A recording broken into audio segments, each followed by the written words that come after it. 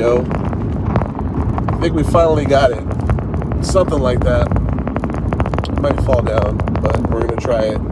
Hopefully you guys will pop in here. Some of you guys were in my TikTok channel. We got ourselves yanked off of there.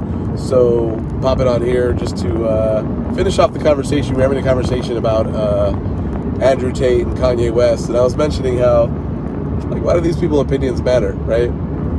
As somebody who talks on the internet, I will tell you that don't ever take what I say seriously. Always go and figure it out for yourself. Make your own assumptions. Judge for yourself, right? I don't judge people based on what somebody else tells me. I kind of go based off what their experience with me was, right? Like I was mentioning with Kanye West, it's one of those things where, he'll say words sometimes when you think, like, that's not as clever as you thought it was, and I was saying that, like, Andrew Tate reminded me of, like, a Von Dutch bro, where it's like, there's been several phases in my life where that's been the guy, right? It's like, in 1 mile, exit right.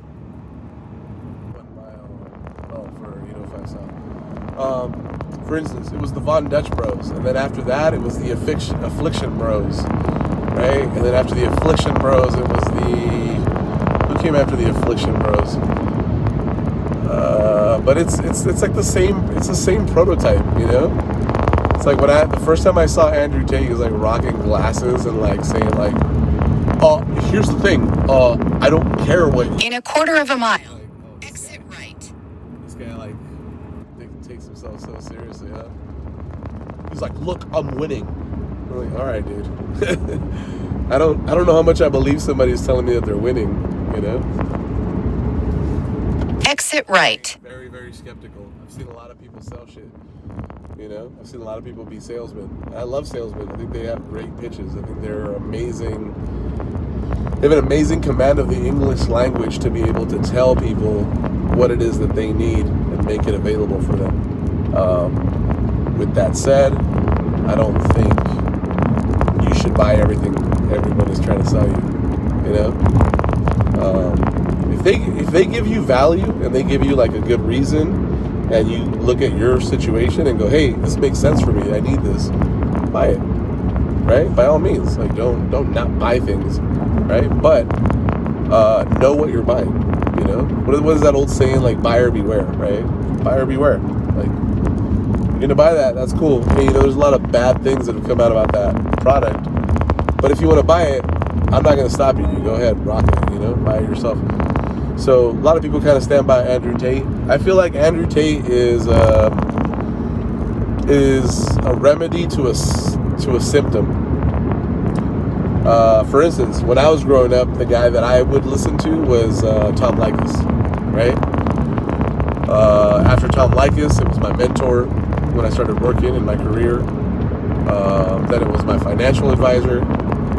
Then, it's been my accountant. And now I just have a lot of people around me whose opinion I value and whose opinion I respect.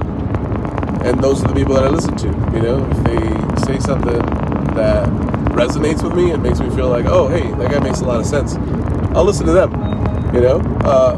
So as much negative things as I was saying about Andrew Tate, I will say that if he says something that you find valuable, like, cool. Listen to that guy. If it makes sense to you, and you need that kind of guidance or whatever, then yeah, take it from him. That's what they're there for. They're there giving advice for a reason. You should definitely do that. You should definitely bounce your ideas off of somebody else, so that way you're not creating it inside of a vacuum.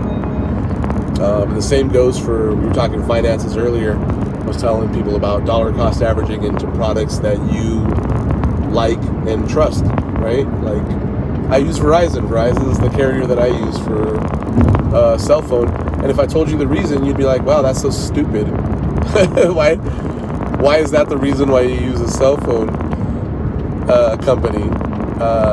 And what it is I love the design. I love the design of hazard reported. The logo and the system and website design that they use, as opposed to what AT&T does. I was gonna go with AT&T, and actually, I like what Sprint did with the redesign. And if anything happens with Verizon, I might switch over to them. And the other one is Google Fi. Like, I like what they did in their positioning and marketing for Google Fi.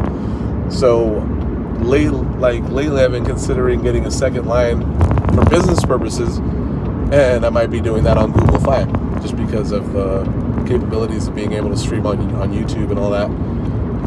They want you to have an Android device, and I was like, oh, that's cool. I'll get a Google Pixel. It's a good phone. And then I can use both and try them out.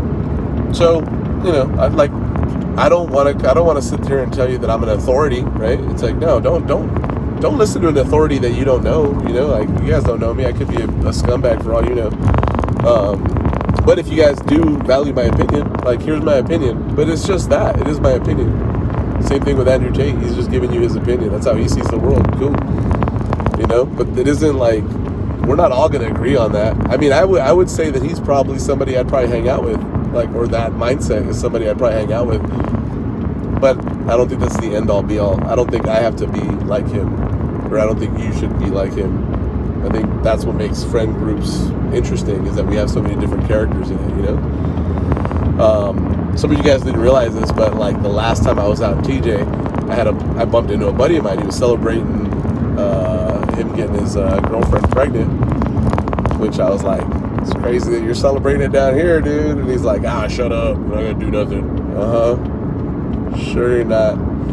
But anyway, yeah, we were having a good time. We went and did like good clean fun. We went out salsa dancing, and we were just vibing, having a good time, having fun. And matter of fact, let's probably take Gabby over there today. Take her salsa dancing. But as I was saying, but that's the thing. So like, our group of friends is pretty diverse. That guy Eddie, he has a very very popular character on. I want to say he became popular on Instagram, and then later on here on TikTok, he's got a pretty big following too. Makes very funny videos. He says he doesn't want to follow me on here because his content is family friendly. I almost punched him in his pee-pee when he said that. I was like, dude, what are you talking about, man? Oh, trying to be family friendly. Get the fuck out of here, dude. Slap you.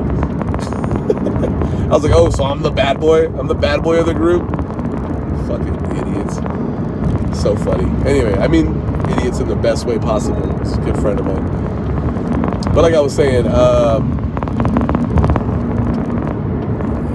so I can't go live on TikTok till November 5th for hateful behavior. Can you believe that? Hateful behavior. It's because I almost said the H word. I said it halfway through. I was talking about people having a commanding presence and you not like. Here's the other part. I was also talking about what Kanye West said, and I said, he said DEFCON 3 on all Jews, and I was like, that's what he said. And I was like, what does that mean? He's going to take a defensive stance, middle of the road, halfway considered a threat? Like, I don't understand how that's anti-Semitic. But it's like, it was made such because the people in charge of all media are the ones that got offended by that. I can't believe he said that. Oh my God, he's talking about us. They got outraged, right? They had to put it out on every news station. And you're like,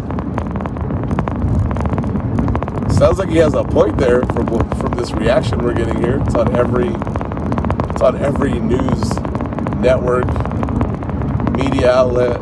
It's like, bro, what did he really say? They're like, you went DEFCON 3. Defensive position, not attack. And of course, he probably meant it as an attack, but he's an idiot. So why would you be offended by what an idiot said? Anyway, I mean, we're gonna go live for like another 5 minutes.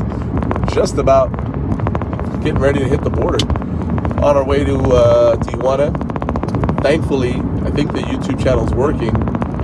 I don't see anybody in here. Hopefully none of you guys are in there asking me a bunch of questions and I just can't see them. I'm going to rewatch the video after I finish this live. Oh, I had to break my phone, apparently. That'd be funny if that's how I crashed. After I'm done with this live, I'm going to rewatch the video on YouTube.